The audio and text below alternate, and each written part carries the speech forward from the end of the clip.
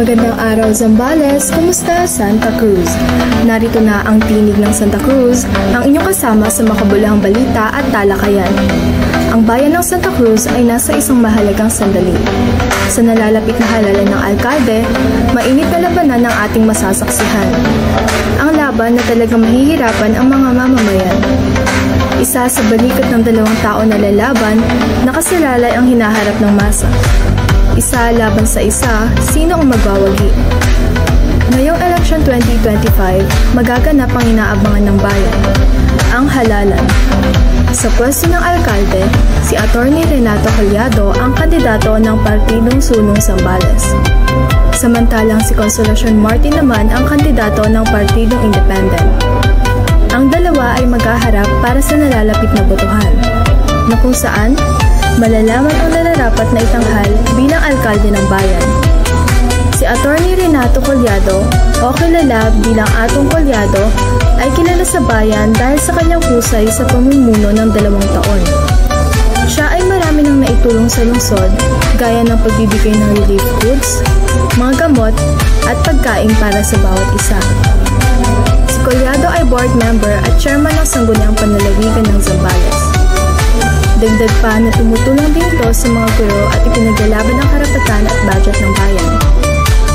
Si Renato Collado ay kilala bilang taong may magagawa, hindi puro salita. Sa kabilang banda, si Consolacion Marti, ang dating asawa ng alkalde ng Santa Cruz na si Luisito Marti, noong 2000, nakadiscover ng shipwreck sa Santa Cruz at naibalik ang 15,000 items na shipwreck dahil kay Marti. Dagdag pa rito, si Marti rin ang founder ng Senior Citizens Association sa Zambales.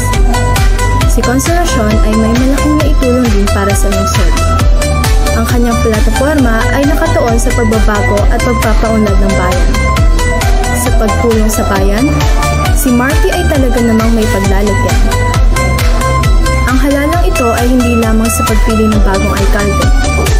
Ito ay tungkol sa pagpili ng mga mamamayan ng magiging direksyon ng Santa Cruz para sa mga susunod na taon. Ang boto ng bawat isa ay mahalaga, kaya't mag-isip. Siyasatin ng mabuti kung sino ang nararapat na mamuno. Sa pagpili ng ating pinuno, tayo ang may kapangyarihan. Sino ang nararapat? Si Collado ba na may karanasan sa gobyerno? O si Martin na naghahangad ng pagbabago? Ang sagot ay nasa ating mga kamay.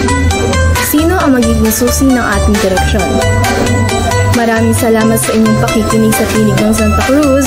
Hanggang sa muli, Santa Cruz, Zambales, kung saan ang katotohanan ng ating layunin.